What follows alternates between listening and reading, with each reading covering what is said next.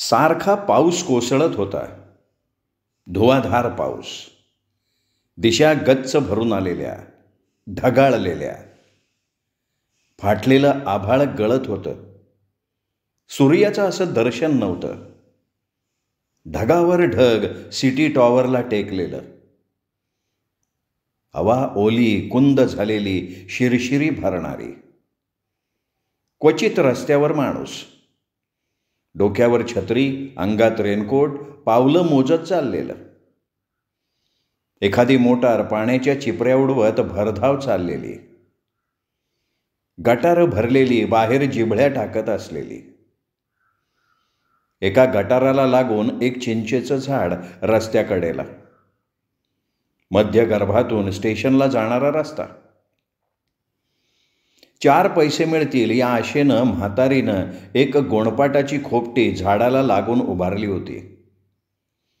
पावसासाठी अशी ती नव्हती, आडोशासाठी, सावलीसाठी. म्हातारीला फिरून भीक मागायची होत नव्हती. खोपटीच्या तोंडाला बसायचं, जाणाऱ्याकडे हात पसरायचा. पण रस्ता नदी झालेला, जमीन समुद्र झालेली.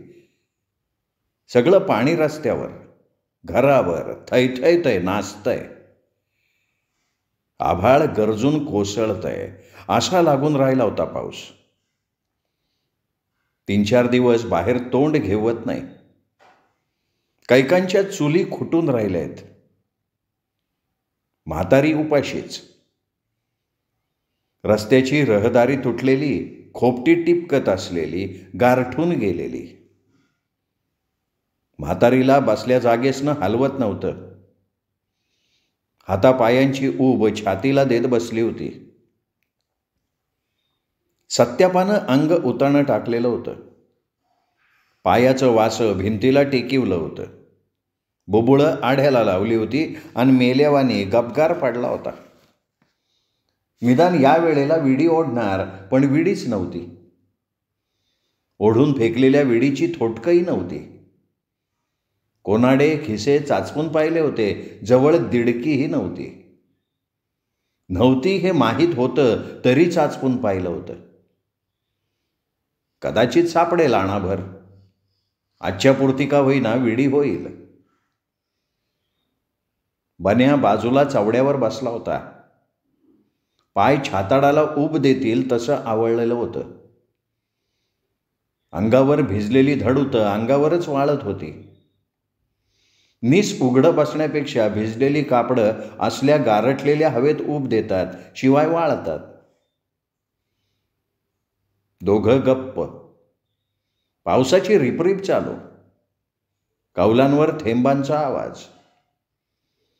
बराच वेळ गेला. परत खात्री होण्यासाठी सत्यापानं तोच प्रश्न विचारला. काय म्हणतो? म्हातारी अजून मेली नाही? बघितली का तरी नीट? चांगलं आत जाऊन? हा, नीट बघितली, चांगली बघितली. आत वाकून बघितली. बसली होती पोत्याचं पटकार पांघरून हुडहुडत. वाटलं होतं मावळल, या गारठ्यात टिकायची नाही. मिग्गाच्या हवेनं खंगलेली जनावरं टिपकतात तशी टिपकन, पण काय दिसत नाही तसं. नागवी खोली परत स्तब्ध झाली. कावळ्यानं कावकाव करून गप्प व्हावं ना अशी. सत्याप्पा आणि बन्या या 2च वस्तू खोलीत. भांडी तेच, कपडे तेच, संसाराला लागणारी हर वस्तू तेच. एखाद्या खोलीचं नशीबच भणंग, धर्मशाळेगत. कधीकधी अशा धर्मशाळेत मुसाफिर उतरतो, क्षणार्धात ती लखलखून जाते. मलिन मांड्यांवर कुशल गृहिणीचा हात फिरावा अशी. परंतु या खोलीचं प्राक्तन हे 2च मुसाफिर, कफल्लक बैराग्यासारखे. दिवस उगवला, बाहेर पडायचं, रात्र झाली का लंडाई यायचं. नव्हे, त्यांच्या पावलांनाच अनेक वर्षांची सवय झाली होती. हॉटेल में खाना, मस्जिद में सोना, तसं. गप्पगार झालेल्या सत्यापाच्या डोक्यात अखंड विचार, मरायला हवं, कुणीतरी मरायला हवं. एवढं मोठं 40,000 वस्तीचं शहर, शहरात 2 इस्पितळं, अनेक भिकारी, कैक बेकार, तसेच फिरस्ते. रोज 1 ना 2दा गावतात. वर्दी येई. असल्या पावसाळी गारठ्यात तर 3-4 पिचकत, क्वचित एखादाच दिवस खाडा. पण गेल्या 3 दिवसात कोणीच मेल्याची वर्दी नाही, का कोणी कुठं मेल्याचं आढळलंच नाही. यमाचा रेडा पावसात गोठुंगून बसलाय. स्टेशनात भिकाऱ्यांचा अड्डा, दोन्ही इस्पितळं, झोपडपट्ट्या, हमरस्ते, आडुश्यातले गल्लीबोळ, सारं पायाखालचं, पायाखाली तुडिवलं. उगवेपासून मावळेपर्यंत कोणतरी मेलेलं दिसेल, कानावर येईल, तिथले सुतकी चेहरे दिसतील. दोघं 2 दिशांना. किंचित उघडला पाऊस. रस्त्यानं पुढं पावसाचे तुषार अंगावर, पायाखाली पाणी, अंग भिजलेलं, पाणी निथळतंय, देह गारठलेला, ओढूडी भरलेली. लागला पाऊस, आली झड, उभं राहायचं. एखाद्या घराच्या वळचणीला, पाठभिंतीला, बंगल्याच्या आडोश्याला. कोणी हाड म्हणणार नाही, इथं का उभा राहिलायस म्हणणार नाही, अशा ठिकाणी. अंग चोरून, काकडत.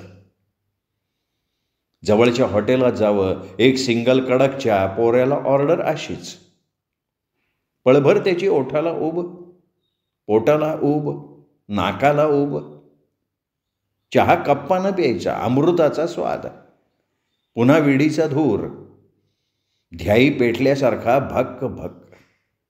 स्टेशन सोडताना इंजिनानं सोडावा तसा.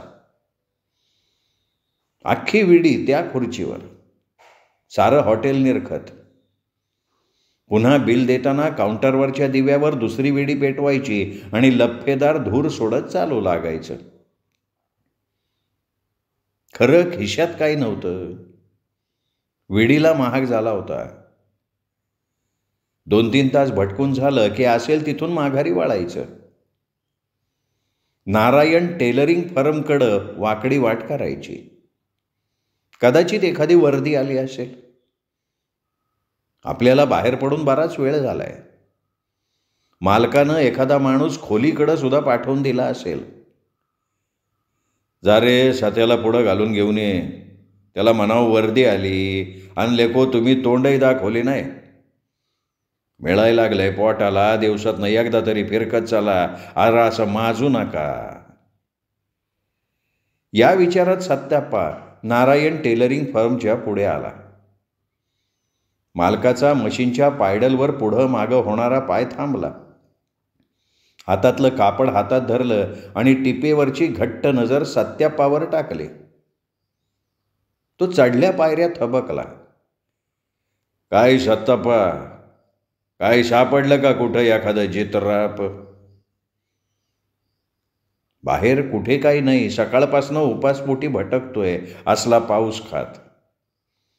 इथं तरी एखादी वर्दी असेल म्हणून आलेला, पण मालकाच्या बोलण्यानं त्याचा चेहरा आणखीन पडला आणि अंतराळी होत बोलला, नाही ना मालक, कुठं काय मिळालं नाही हो. सगळं शहर पालथं घातलं, कुठं काय नाही. फक्त एक म्हातारी संपत आली, पर अजून संपली नाही, पण संपन. मालकानं पायाला झटका दिला. मशीन फर्र फर्र वाजायला लागली. हातातलं कापड पळायला लागलं. सत्याप्पा चढायच्या राहिलेल्या 2 पायऱ्या चढला आणि कोपऱ्यातल्या मोडक्या लोखंडी खुर्चीवर गपगार बसला. त्याच्या हाडकुळ्या देहाचा भार खुर्चीला थोडा जाणवला. ती कर्र कर्र वाजली. समोरच्या टीप मारतेल्या गाड्यानं पापण्या वर करून बुबुळं मोठी केली आणि सत्याप्पाकडे बघितलं. गारठ्यानं बर्फ झालेली ती खुर्ची. आपल्याच अंगाला गारगार लागते, बर्फागत झोंबते. पण सत्याप्पाचं अंग त्याहून गार गार झालं होतं. बराच वेळ सगळे गप्प. बन्या येऊन कोपऱ्यात बसला तरी गप्प. बाहेर पडणारा पाऊस, त्याचा रपरप आवाज, कोंदटलेल्या दिशा.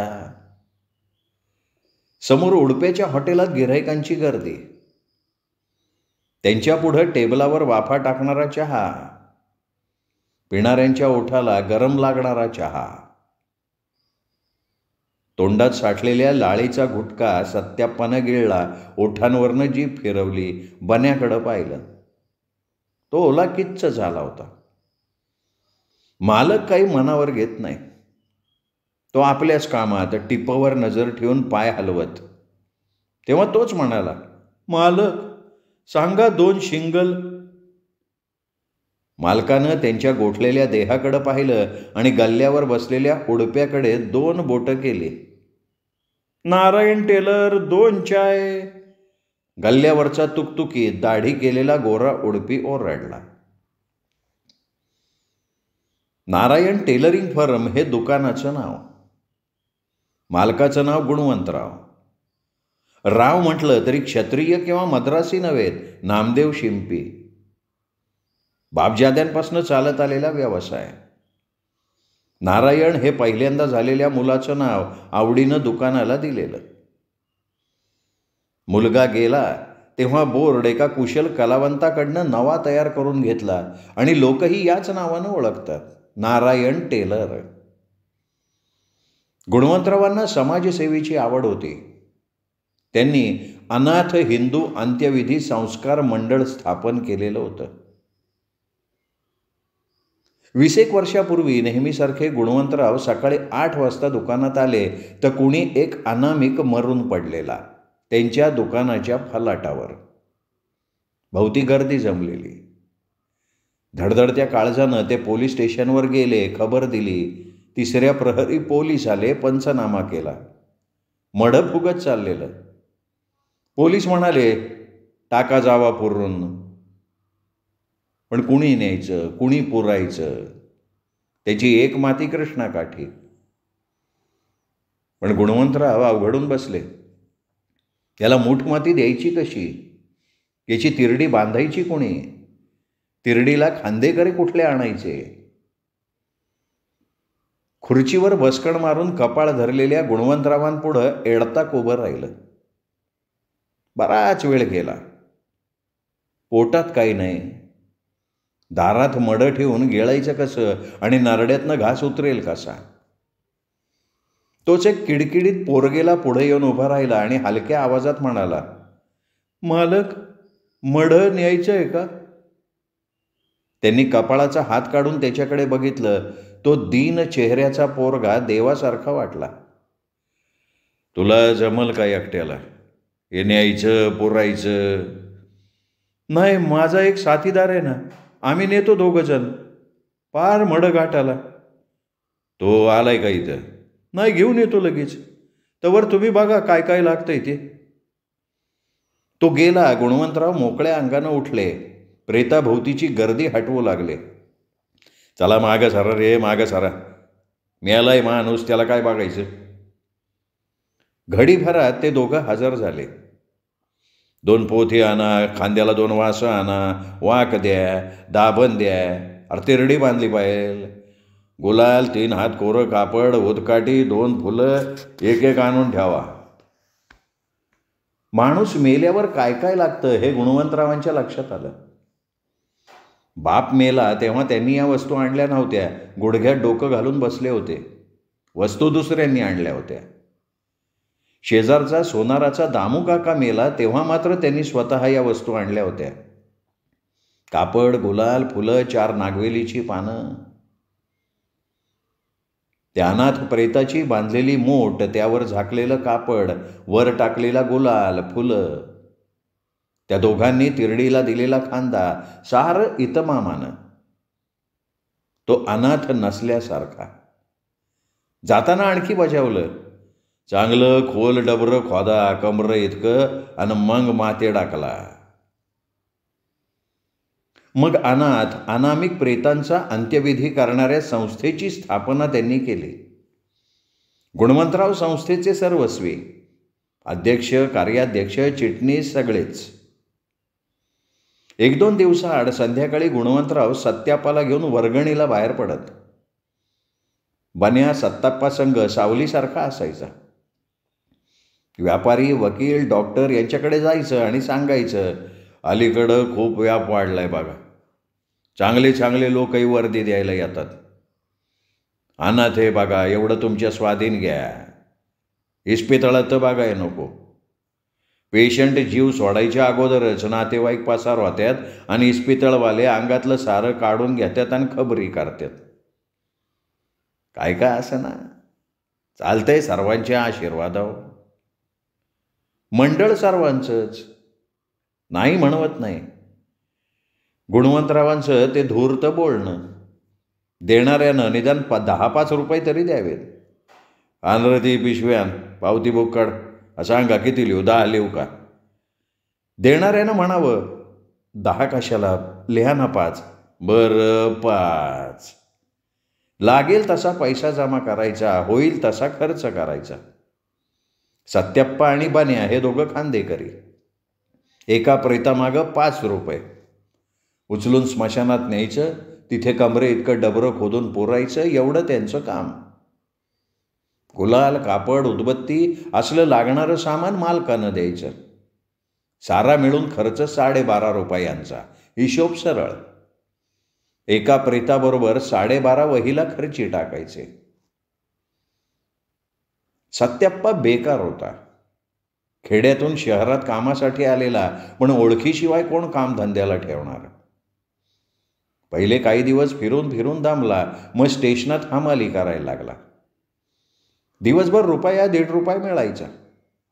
हॉटेलात खायचं, स्टेशनात झोपायचं. त्याला बन्या भेटला तो स्टेशनातच. रात्री 2च्या गाडीनं उतरलेल्या एका उतारूचं सामान एकट्याला जाणे इतकं नव्हतं. त्यांनी स्टेशनात नजर फिरवली तर एका कोपऱ्यात घुगून बसलेला बन्या दिसला. त्यांनी खुणीवलं. बन्याजवळ आला. दोघांनी नेलेल्या त्या सामानाची हमाली मिळाली 3 रुपये. आयुष्यातली पहिली मोठी कमाई. बन्याच्या हातावर 1.5 रुपया पडला. बन्या निहायत खुश झाला. रात्री दोघं जवळ झोपले. बन्याजवळ चादर होती. एका चादरीच्या उबदार स्पर्शात अंथरायला काही नाही. फरशी अंगाच्या उभेनं लवकर ऊन होते. सकाळी झाडूवाल्यानंच आवाज दिला, चले सोनेवाले. त्या दिवसापासनं बन्या सत्याप्पाला चिकटून राहायला लागला. खाऊ पिऊ लागला. 4 पैसे मिळाले की सत्याप्पाजवळ ठेवायला लागला. रात्री एकाची हमाली दोघं करत. बन्यानं गाव सोडलं होतं, सावत्र आईच्या छळाला कंटाळून. भुकेची वेळ झाली आणि सत्याप्पा कुठे बाहेर हमालीला गेला असला तरी तो त्याची वाट बघत थांबे. एक दिवस स्टेशनातल्या बाकड्यावर कोणी मरून पडलेला आढळला. त्याच्या सामानात त्याची ओळख देणारं असं काही निघालं नाही. स्टेशन मास्तर 10 रुपये द्यायला तयार झाले, पण हमाल ते उचलायला मान हलवेना. 15 केले तरी गप्प. सत्याप्पा पुढं झाला. मी नेतो साहेब, सामान द्या आणून, तो म्हणाला. त्यानं अनुभवी माणसासारखं पोत्याचं भट्यार उसवलं, त्याला बांबूच्या काठ्या बांधल्या, ते प्रेत झोळीत घातलं, स्मशानात गाडलं. मांत्रिकानं भूत गाडल्यासारखं. 1 10 आणि 1 5 2 नोटा मिळाल्या. 4 दिवस कारंजी उडाली. झोपल्या जागी चड्डीच्या खिशातनं पैसे घरंगळायला लागले. त्या दिवशीही सत्याप्पा उतारूंचं सामान पोचवून स्टेशनकडे परतत होता, तर नारायण टेलरिंग फर्मच्या पुढं माणसांची गर्दी. बघणारे एकमेकांच्या खांद्यावर पालथं पडून बघत होते. त्यांनी मधी घुसून बघितलं. कुणी एकानं फुटपाथवर जीव सोडला होता. डोळे तोंड सुकून गेलं होतं. बघणारे अंतर ठेवून बघत होते. एकाच्या डोळ्याला पाणी नव्हतं. त्यांनी अनुमान बांधलं, स्टेशनातल्या मुडद्यासारखा मुडदा, 10-20 रुपयांची मिळकत. त्यानं दुकानात पाहिलं, मालक दुचीत बसलेला, आकसून गेलेला. तो हलकेच म्हणाला, मालक न्यायचंय का? गुणवंतरावांनी 1-1 रुपयाच्या 10 नोटा दिल्या.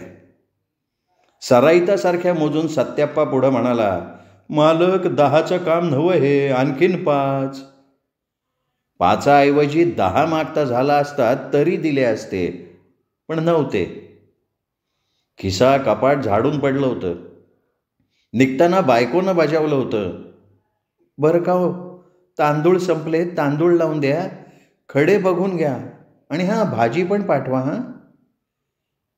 याच पैशावर ते होय म्हणाले होते, पण आता सत्याप्पाला द्यायला कमी पडले तेव्हा ते म्हणाले, हे बघ, उद्या दुपारी घेऊन जा, मी आहे दुकानात. 10 देणारा 5 बुडवत नसतो, हा सत्याप्पाचा आडाखा. दुपारी ते दोघं आले. गुणवंतरावांनी पहिल्यांदा चहा सांगितला. समोरच्या उडप्याच्या हॉटेलात 2 बोटांनी. वर विडी दिली. तेव्हापासनं सत्याप्पा त्या रस्त्यानं कधी गेला आला तर नारायण टेलरिंग फर्मकडे बघे आणि हात उंचावून म्हणे, नमस्कार मालक. गुणवंतरावही हात वर करून मोठ्या आवाजात नमस्कार म्हणत, तर कधी काय सत्याप्पा या शब्दांनी बोळवण करत. त्यांच्या संस्थेला ह्या 2 माणसांची निकड होती म्हणून गुणवंतरावांनी सलगी ठेवलेली. सत्याप्पाला चहा देऊन करार ठरवला. संस्थेकडे येतील तेवढी प्रेत सत्याप्पाच्याच स्वाधीन करायची. शहरात एखादं प्रेत बेवारशी दिसलं तर संस्थेला कळायचं. त्या दोघांना संग घेऊन गुणवंतरावांनी साहित्याची खरेदी केली. कुदळ, खोरं, पाटी, तिरडीसाठी घट्ट कापड, त्याला बांधायला 2 बांबूच्या काठ्या. खरं तिरडीला 4 खांदेकरी हवेत. प्रेताचं दहन करायला हवं. पण असले काही अडगळ विचार मनात आलेच नाहीत. फक्त रस्त्यावर माशा घोंगावत पडणारं प्रेत विलंब होऊन ताठू नये, विद्रूप होऊ नये म्हणून माती आड करायचं. आता हे घेतलेलं साहित्य ठेवायचं कुठं? मालक, हे असू द्या 4 दिवस इथंच. अरे इथं कशाला? तुझ्या खोलीव घेऊन जा की. खोली नाही आहे मालक. त्यांनी मान खाली घातली. खोली नाही? मग झोपता कुठं? मालकांना आश्चर्य वाटलं. तो सांगायला शरमला. वर मान न करता तसाच उत्तरला, स्टेशनात. हे ऐकून गुणवंतरावांना वाईट वाटलं. साहित्य घेऊन उभ्या असलेल्या त्या दोघांना ते म्हणाले, इथं ठेवा आता आणि उद्या सकाळी चक्कर मारून जावा. ते नोकराला म्हणाले, बरं का रे महिपती, यांना एक खोली बघून दे, 10-15 पर्यंत असावी. खोलीजवळ शंकररावाचं हॉटेल. हॉटेलमधून सिलोनचं संगीत खिडकीतून आत यायचं. उदबत्तीच्या सुवासागत खोलीत दरवळायचं, पण उठायचं नाही. विडीचा धूर फुकायचा वेटोळी करत.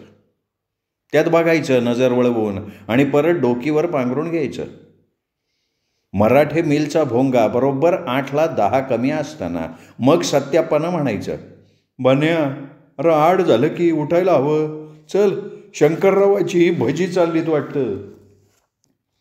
भज्याचा खरपूस खमंग वास नाकात भिनायचा. कढईत पोहणाऱ्या भज्यांकडे बघत सत्याप्पाचं बोलणं, 1 सांगू का 2? अरे सांग कितीतरी, पैसे आहेत नव. खिशात हात घालायचा. 2 पावल्या, 1 चवली आणि 3 आणेल्या. खिसा खाली नाही याचं हाताला समाधान वाटायचं. ऑर्डर सुटायची, 2 गरम भजी, टेबल साफ, 2 ग्लास पाणी, जल्दी. शंकरराव पोऱ्याला दाटावायची, फडकं मार. खुर्चीवर बसून सुटलेल्या शंकररावाच्या गोऱ्यापान देहाकडं दाढेखाली गरम भजी दाबत सत्याप्पा बघत बसे. तिच्या नितळ आणि तुकतुकीत कातडीची आपल्या कळकट कातडीशी तुलना करी. एकाएकी मनात आलेला विचार. असला अभद्र विचार आपल्या मनात यावा असं त्याला चुकून सुद्धा वाटत नसे, पण येई. तिच्या पोटाला पडलेली घडी ओठानं ओढावी, गोड संत्र्याच्या फोडीवानी चघळावी. पण ओठाला कपातला चहा पोळे, जिभेला चटका बसे. बिल द्यायला जवळ जाताना तिचा ओठ निब्बर दिसे, कवठीची साल दिसावी असा. त्यांचा कवळेपणा संपलेला असे. दाताच्या फटी दिसत. तिचं आतडं कळकटल्यासारखं वाटे. त्याचा चेहरा कळकल्या ताकाचा भुरका मारल्यासारखा होई. वाटेत बाण्याला विचारी, काय रे बाण्या, त्या बाईला नवरा असन का? बाण्याचं आपलं बोलणं दोन्ही खांद्यावरचं. काय आसन बी नसन बी, असलं तर बघ गाड्याचं हाल. मग दोघं गप्प. काय असेल ते झाकलं आपल्या मनात. मग नारायण फर्मपर्यंत यायचं.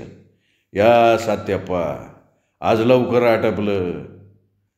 लवकर कुठलं, रोजचाच वकूत. काय आहे का कुठं? नाही ना मालक, आता बघतो दोघं. रात्रीची एखादी वर्दी नाही वाटतं. नाही ना, प्याटवा वेडी. गुणवंतराव खुशीत असला की चहा वरविडी. ती फुकत दोघांनी 2 रस्त्यानं व्हायचं. गल्ली बोळ बागायचं, पायपीट करायची. त्याशिवाय खायचं काय? एक वेळचं तरी पोट भरलं पाहिजे. पण एखादा दिवस खाडा जाई, त्या दिवशी मालकाकडनं उचल. मालक 2 रुपयांच्या वर देत नसे, त्याची वजावट पण लगेच असे. एखाद्या दिवशी चंगळ असायची. एक गाडून यावं तोवर दुसरी वर्दी, तिसरी वर्दी. तिसरी वर्दी मात्र नको वाटे. गावापासून मसणवाटा पुऱ्या मैलावर. तिथं कमरे इतकं डबरं खोदायचं, प्रेत त्यात घालून चांगलं बुजवायचं, पुन्हा आंघोळ. 4-6 तासांचं काम. नीट नाही केलं तर दुर्गंधी सुटते. रात्रीच्या शांत वातावरणात तरसाला 10-12 मैलांवरचा वास येतो. तो वासाच्या रोखानं येतो. आपल्या तीक्ष्ण नख्यांनी खरा खरा उकरतो. प्रेत पाठीवर टाकून दूर जातो आणि खातो 3-4 दिवस. तरसाची सत्याप्पाला कल्पना होती. गावी बुवाच्या विहिरीत सासुरवाशी बाईनं उडी टाकलेली छळाला कंटाळून. 3ऱ्या दिवशी पाण्यावर आली, तडम्म फुगलेली. तालुक्याला वर्दी गेली. पंचनामा व्हायचा. तरसाच्या भ्यानं झाडाला टांगली तरी तरस रात्री आली. वाघासारखं त्यांचं लखाकणारं डोळं. रखवाली नाईक ओरडला. जवळ घर पण उजडेपर्यंत तरस बाजूची हल्ली नव्हती. म्हणून बोराठीची फांजर वर टाकायची, त्याला उकरता येऊ नये, आणि हे काम बाण्याचं. बोराटी आणायची, त्यावर मोठाली दगडं ठेवायची. सत्याप्पा निवांत बसून बिडी ओढत असायचा. एखाद्या वेळी स्मशानात दुसरं प्रेत जळत असलेलं दिसेल. लोक सगळा अग्निपेटेपर्यंत असत. डोक्यावरचे केवळ केस जळले की म्हणत, डोकं फुटलं, चला आता. आणखी तासभर थांबायला कोणाला सवड? त्यावर सत्याप्पानं दुसरी वेडी पेटवायची आणि ओढत ओढत काल दहन केलेल्या ठिकाणची राख चाळायची. त्याच्या तोंडात 3 पैसे सापडतात का बघायचं. सहसा मसणवाटा रिकामा नसायचा. कोणी जळायला आलेला, एखादं जळत असलेलं, कोणाचं डबरं खोदायचं चाललेलं. शहरात जन्माला आल्याची रोजची सरासरी सत्याप्पाकडे नसे, मरणाची मात्र असे. जन्माला येतात वेगवेगळ्या घरात, वेगवेगळ्या जातीत. मेल्यावर मात्र एकत्र येतात. जळून राहिलेली लाकडं सत्याप्पानं गोळा करायची. बाण्यानं बिंडा बांधून आणायची. त्याचं कोळसं लावायचं, शेजारच्या नाम्या पार्टाला विकायचं. तेवढेच हात खर्चाला 4-6 आणे. आज 3रा दिवस. पाऊस लागून राहिलेला. असा पाऊस लागून राहत नाही, पडतो, उघडतो. आणि मरायचाही माणूस असं थटून राहत नाही. रोज कुठं ना कुठं मरतच, राहत नाही. पण गेल्या 3 दिवसात कोणी मेलं नाही. असल्या पावसात चक्रा मारल्या. एखादी वर्दी आली असेल, पण उलट मालकानंच विचारलं, काय सत्याप्पा, एखादं हाताला लागलं का? नाही म्हटल्यावर तोंड लगेच काळं. चहा राहिला, वेडी ओढायला सुद्धा दिली नाही. मागून घ्यावी लागली तेव्हा फेकली. सकाळपासनं पोटात काही नाही. कालचा दिवस 2 भजी आणि 3 चहावर. सकाळी शंकररावानं सांगितलं, मागच्या 2 दिवसाचं बिल तेवढं द्या आणि मग टॅबला बसा. तेव्हा त्याला ती बाई नाही गडी आहेसं वाटलं. पोटात आतडी वळवळत असलेली, गोळा झालेली. तिच्या पोटाची घडी ओठानं ओढण्याऐवजी दातानं तोडून खावीशी वाटली. नाकात गरम भज्यांचा खमंग वास शिरला होता. आज ती भजी उधार देती, अपमान न करती, तर तिच्या इतकं त्याला प्रिय कोणी नसतं. पण दोघांना हॉटेलच्या उभाऱ्यात येऊन माघारी फिरावं लागलं. पावलं जडशीळ झाली. बऱ्याच वेळानं दोघं नारायण टेलरिंग फर्म पुढे आले. असली वर्दी बरं झालं, निदान सिंगल चहा तरी. पण यातलं काहीच नव्हतं. बन्या पार पाकळून गेला होता. सत्याप्पा म्हणाला, मी पार स्टेशनला जातो, तू म्हातारीकडं जाऊन ये. हाय का मेली बघून तर ये. बन्या हळूहळू खोपटाजवळ गेला. सगळं अंग भिजलेलं, केसातनं पाणी निथळतंय. आत होऊन पाहिलं. म्हातारी गोणपाट पांघरून आडवी झाली होती. जागाजागी ठिपकत होतं. खोपटाच्या तोंडाला रिकामी बाटली पडली होती. म्हातारीनं कुशी बदलली तेव्हा त्याला दिसलं, अद्याप म्हातारी चांगली जिवंत आहे. बन्याचं बोलणं ऐकून सत्याप्पा बेचैन झाला. उठून खोलीत येरझारा घालायला लागला. म्हातारी मरायला पाहिजे किंवा दुसरी एखादी वर्दी यायला पाहिजे, त्या बिगर धडगत नाही. आजची रात्र कशी तरी जाईल, पण उद्याचं काय? बन्या तर पार पेकाटून गेलाय. आपली तर काय अवस्था. पोटात आकडा गोळा झालाय. बाहेर पाऊस पडत होता. कौलांवर रपरप आवाज होत होता. ठिकठिकाणी ठिपकत होतं. थोडी वाळलीशी जागा बघून बन्या मुरगळून झोपला. त्याला कळम आलेला. पावसात भिजून झिंगलेला. बसवे ना तेव्हा पडला. डोळं झापडल्यागत झालं. सत्याप्पाचं अंतःकरण कळवळलं. तो सावकासून म्हणाला, तू झोप, मी येतो बाहेरून. पाऊस अंगावर घेत तो रस्त्यावर आला. काय सत्याप्पा, मेली का म्हातारी?